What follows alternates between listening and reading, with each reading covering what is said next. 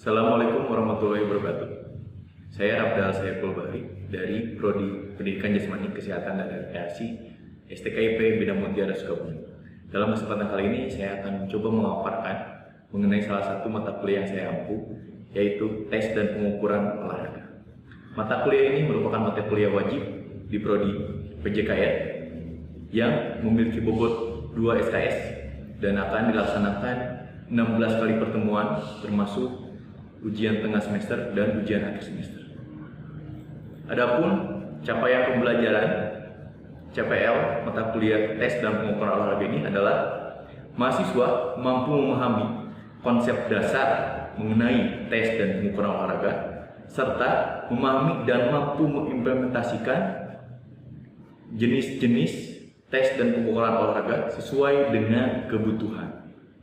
Oleh karena itu, untuk mencapai CPL tersebut, maka mata kuliah ini telah disusun dengan materi-materi pokok yang terdiri dari konsep-konsep dasar tes dan pengukuran olahraga. Dan selanjutnya ada mengenai jenis-jenis tes pengukuran dan olahraga.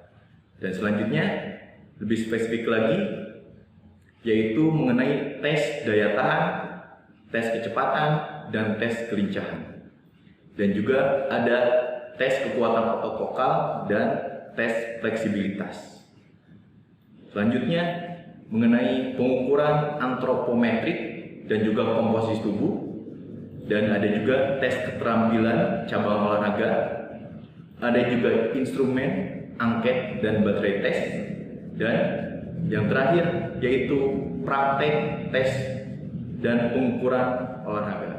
Pembelajaran akan dilaksanakan dengan sistem online dan offline, baik tatap muka di kelas dan juga praktik di lapangan.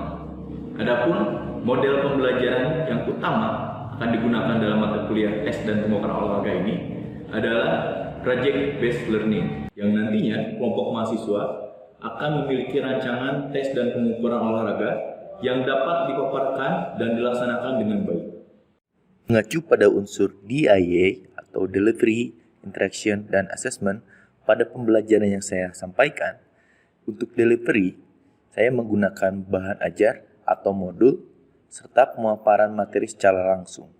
Dan untuk interaction, pertama pasti adalah di kelas, baik itu online ataupun offline, dan juga didukung dengan Google Classroom untuk mempermudah pemberian feedback terhadap berbagai tugas yang disampaikan oleh mahasiswa. Selain dari assessment, itu terdiri dari tugas seperti kuis, presentasi, dan produk. Dan juga pastinya ada ujian, terdiri dari UTS dan UAS.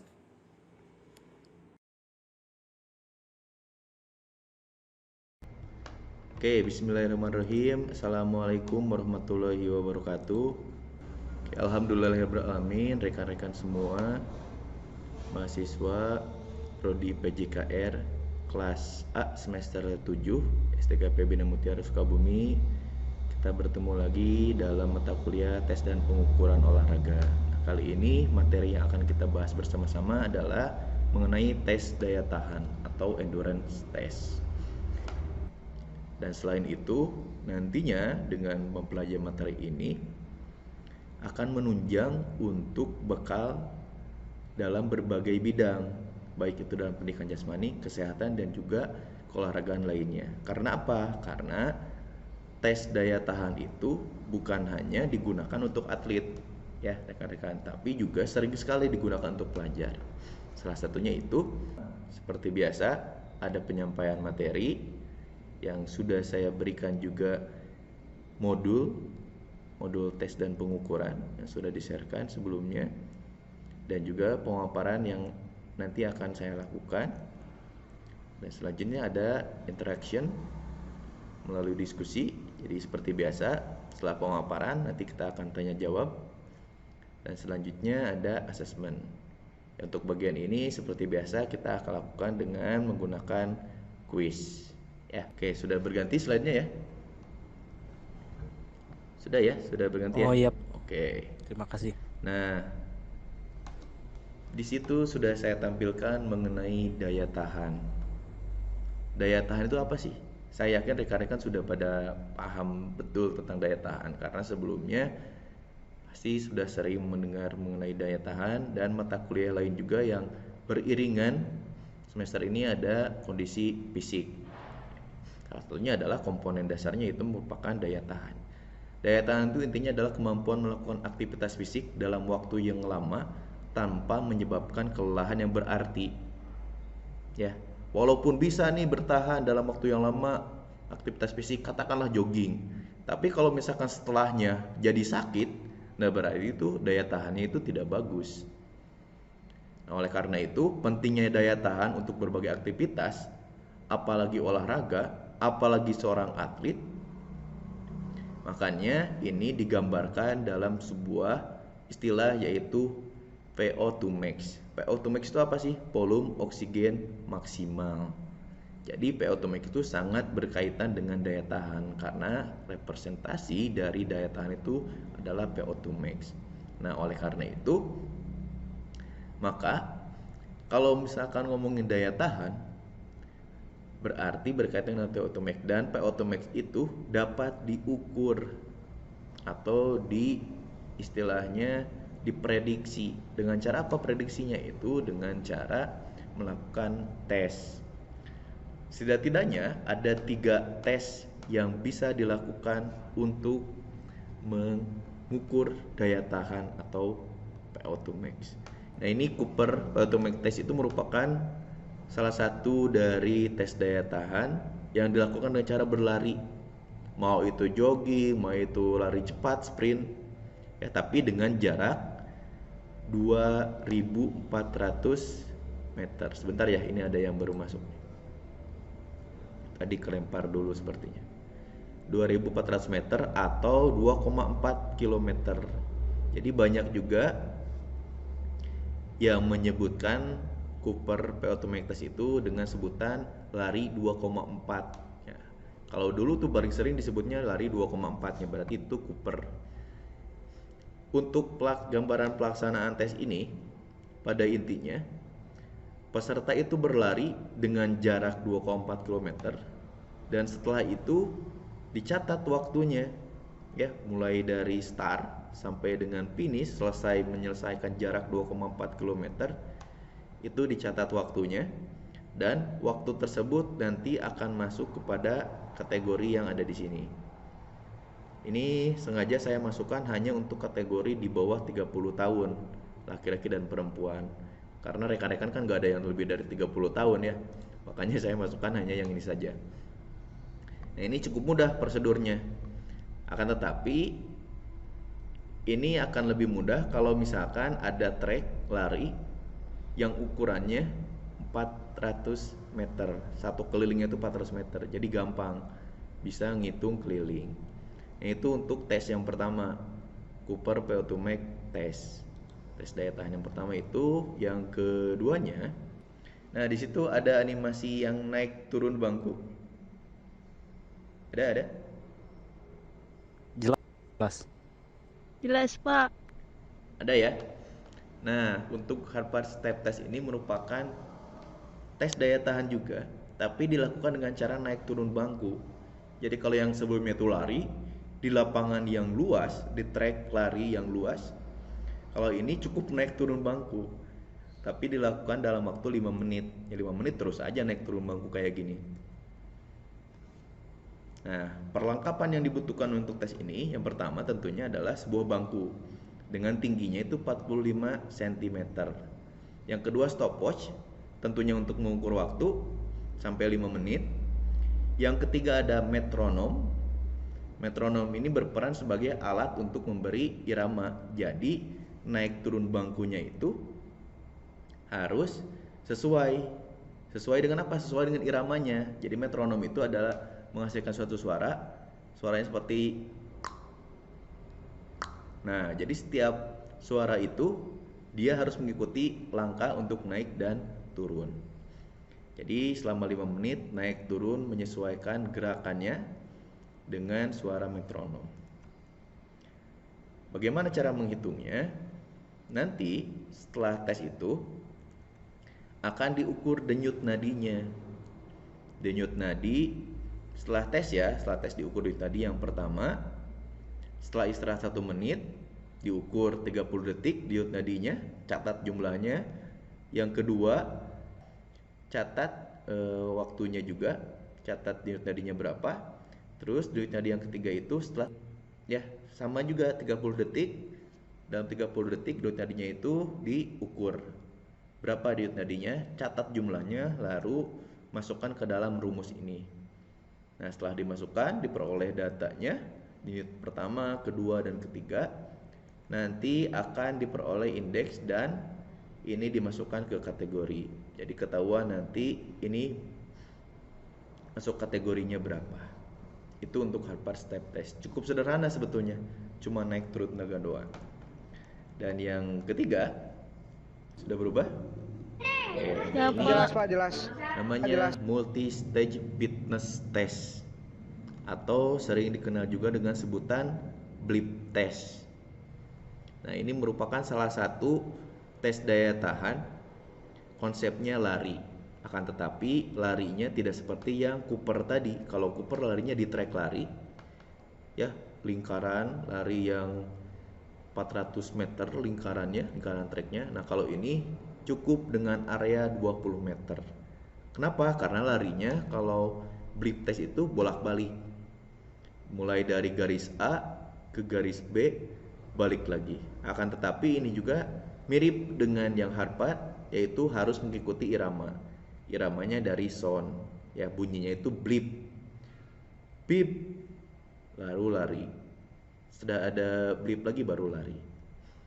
Nah, ini untuk blip test. Nah, saya rasa untuk blip test rekan-rekan sudah banyak mendapat gambaran karena dulu waktu masuk ke PJKR, tes fisiknya adalah blip test salah satunya ya. Jadi saya rasa sudah ada gambaran. Apalagi silakan nanti bisa kembali memahami melalui modul. Di situ juga ada salah satu link ya yang bisa dilihat.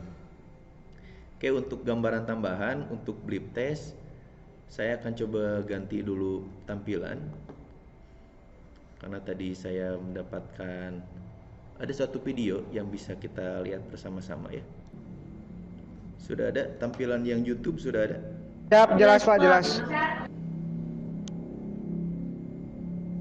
Oke, nah ini tampilan untuk blip test, gambarannya seperti ini. Akan coba saya tampilkan ya.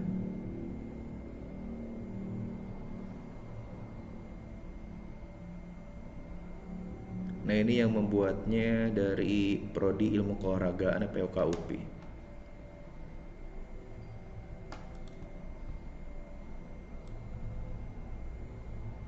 Nah, perlengkapannya yaitu speaker atau sound system ya, yang harus ada batasnya juga. Kalau tadi saya sebut garis A, garis B. Nah, gambarnya seperti ini.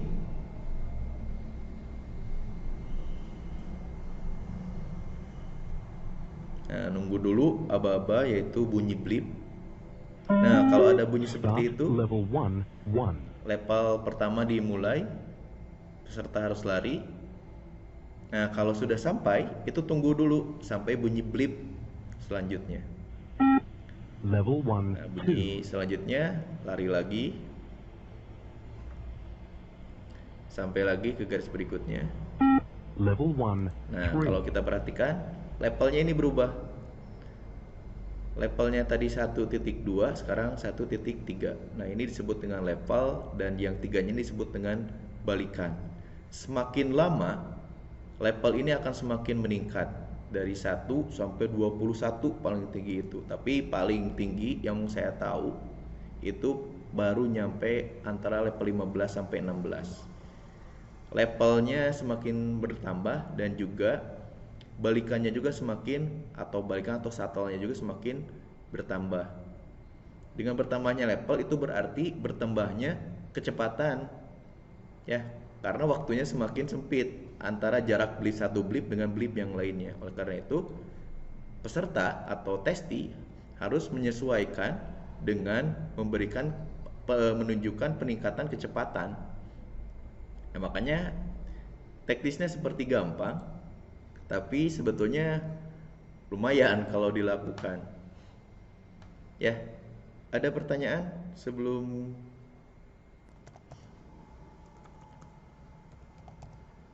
Oke, Izin bertanya terkait tes daya tahan yang sering digunakan pada pelajar itu seperti apa?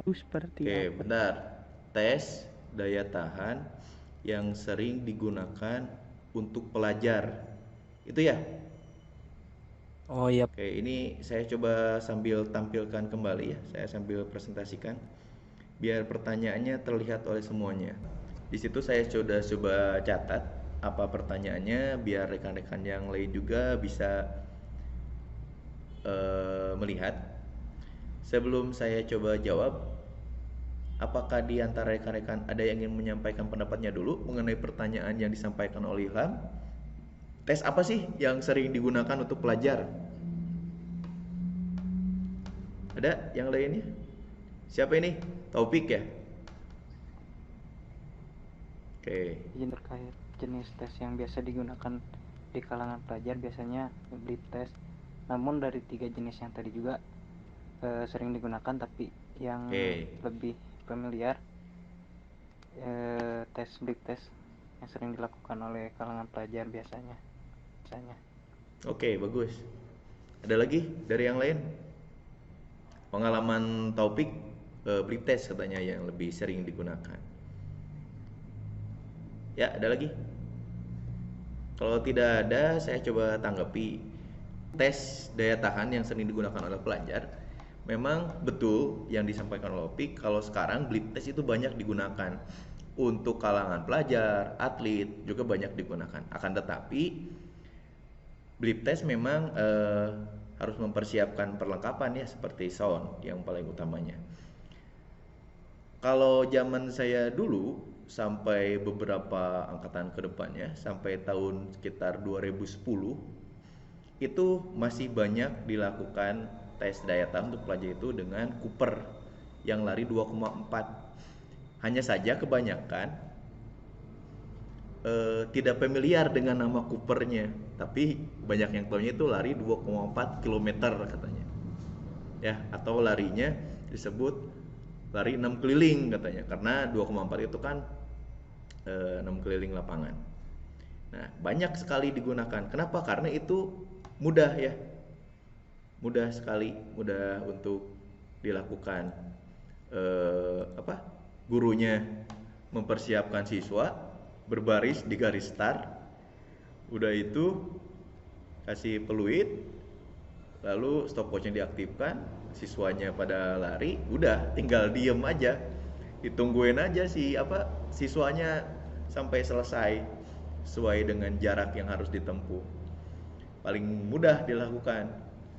Makanya kebanyakan dulu itu memang masih Cooper, tapi semakin kesini banyak juga yang menggunakan blip test. Apalagi kalau pelajarnya itu untuk masuk misalkan jalur prestasi untuk bidang olahraga ke salah satu sekolah, memang blip test digunakan.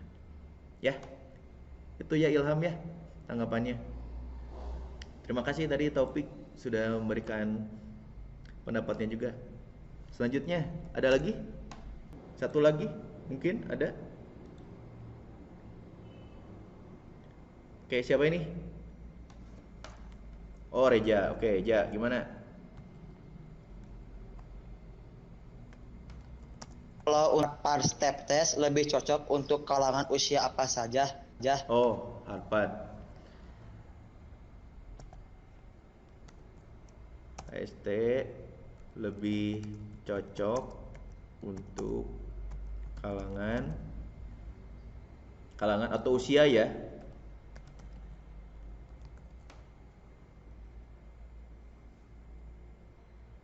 Oke, terima kasih Reja. Ini rekan-rekan ada yang bertanya dari Reja. Harpad step test lebih cocok untuk kalangan atau usia apa? Harpad step test itu cocok untuk kalangan usia sampai dengan usia lanjut usia.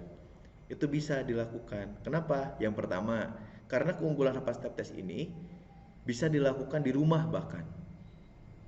Hanya butuh apa? Hanya butuh bangku ya, yang tingginya relatif sama 45 cm. Kalau udah ada bangku bisa melakukan.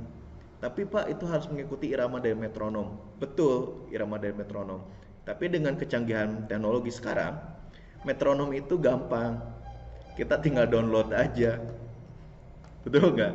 Gampang, sekarang di YouTube banyak metronom yang berapa per berapa itu ada. Tinggal download aja, jadi gampang. Mulai dari usia 30-an sampai usia 50 ke atas ada. Jadi yang paling amannya adalah menggunakan Harvard Step Test, naik turun bangku dari pelaksanaan. Cocok nggak? Bisa cocok kan? Coba bayangin Pik sama Opik kalau misalkan usia 55 tahun misalkan Pik harus blip tes bolak-balik. Kira-kira gimana tak? Cocok, Pak. Kurang cocoknya. Selain kurang cocok, kasihan juga gitu. Makanya yang lebih cocok itu adalah usia lanjut. Ya, jadi Harvard Step Test itu cocok digunakan untuk kalangan mulai dari usia pertengahan sampai usia lanjut. Jadi sampai usia lanjut masih cocok digunakan untuk Harvard Step Test ini. Oke, itu ya. Saya rasa cukup untuk sesi diskusinya. Seperti biasa yang selalu rekan-rekan nantikan setelah pemaparan, diskusi, biasanya rekan-rekan itu selalu menanti-nantikan kalau dari mata kuliah saya itu selalu menantikan kuis. Ya. Betul kan? Siap, Pak, siap. Tadi saya linknya sudah bagikan juga di chat ya. Silakan lihat di chat, masuk ke link tersebut, dan setelah dibuka di situ masuk ke Google Form yang hanya menampilkan alternatif pilihan jawaban A, B, C, D. Ya, hanya tampilannya itu. Jadi tidak ada pertanyaan, tidak ada di situ. Tapi pertanyaannya akan saya munculkan di sini. Ya, akan saya munculkan melalui PowerPoint ini. Siapa? Siap? Siap, Pak. Siapa? Mulai. Oke, silakan perhatikan pertanyaannya untuk nomor 1. Daya tahan seorang dapat digambarkan dengan apa? Apakah dengan kecepatan dan jarak, dengan endurance, yang B, C, PO2 max, dan D, M per S. M per S itu meter per second. Oke. Pertanyaannya pendek, jawabannya juga tidak ada yang terlalu panjang saya rasa. Jadi waktu menjawabnya saya rasa hanya beberapa detik. Ya, silahkan dijawab, waktunya 10 detik mulai dari sekarang.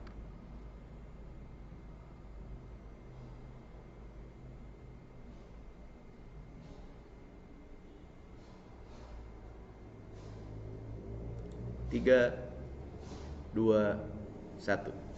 Cukup. Untuk nomor 1 kita langsung beralih ke nomor selanjutnya.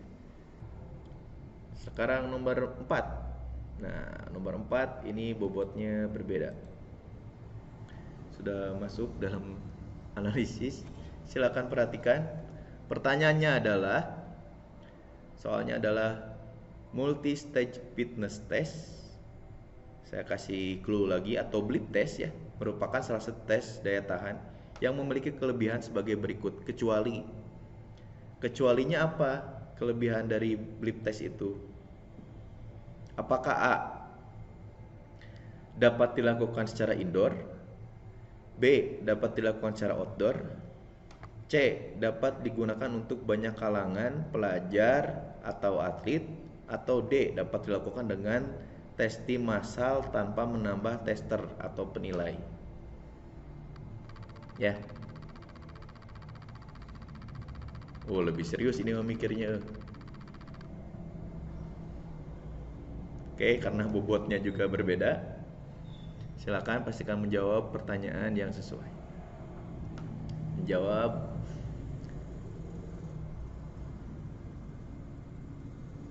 Oke, saya mulai menghitung 10 detik untuk mengisi.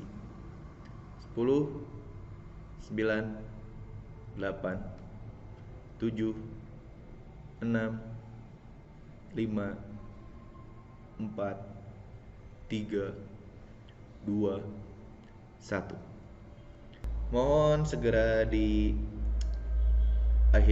kuisnya, di-submit jawabannya. Nanti silakan cek hasilnya masing-masing ya.